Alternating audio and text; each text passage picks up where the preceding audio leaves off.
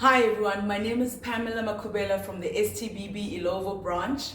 Hi everyone, and my name is Gretchen Pam from the STBB Bedfordview branch.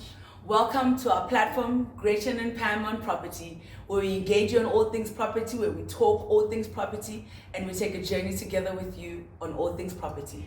Right, and today we are so excited because we are going to be discussing that dream home.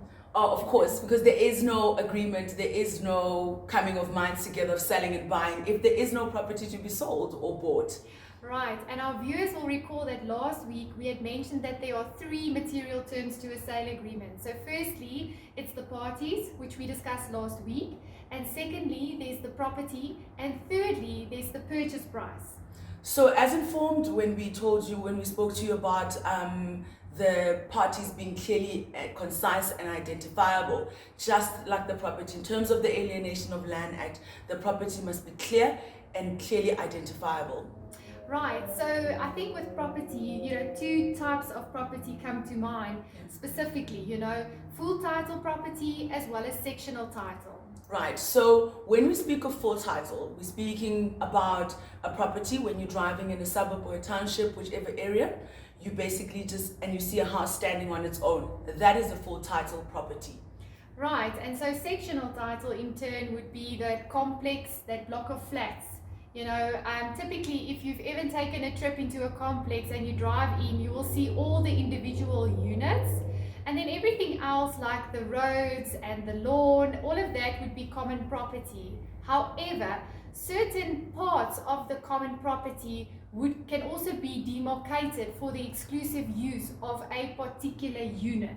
So you ask yourself, what do I identify as an exclusive use area? So an exclusive use area would be what you see when you drive into that area and you see a parking bay, you see a storeroom, you see a garden area, that's just a little cute garden. So that may be allocated specifically to that specific unit that you are interested in buying or that would be being sold. Right, so our advice to you, particularly to buyers, would be that if you are interested in buying a unit, ask your seller, and if you are dealing with an agent, right, ask which exclusive use areas are allocated to the specific unit that you are interested in. And of course, if you are in a private sale agreement, like we said, if you're dealing with an agent, it's easy, they're there to hold your hand, ask them. And if it's a private sale, and your seller cannot clearly identify to or guide you, you can call Gretchen and you can email us. We're more than happy to assist you so that your property can be clearly described and you know exactly what you're buying. So that makes, your sale agreement solid and the property is clearly described as per the Alienation of Land Act. Absolutely, and with Pamela, with full title, if you think about full title, you always think of like a street address, which is not incorrect, but we as conveyancers, and particularly also the deeds office, we work with an earth number.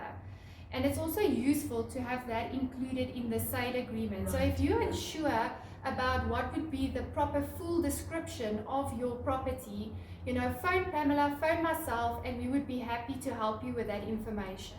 Certainly. So, and so that's what we're trying to drive, that whenever you are entering into a sale agreement, it's important that you correctly identified yourselves as buyers and sellers, but on the property as well. It's pivotal that you know that we're buying which property, what goes with it, where is it situated, what is its description, so that we know that you have certainly met the requirement of that clause, and that clause is perfectly sealed and captured into a sale agreement. Right, and next week we are going to be focusing on the purchase price and how that can be set out in your sale agreement. We look forward to taking you further on the next step of that clause of the purchase price. Thank you for joining us on All Things Property, where we engage all things property, and you've been with us today. Thank you on Gretchen and Pam on Property. Thank you so much. Until next time, bye. Cheers.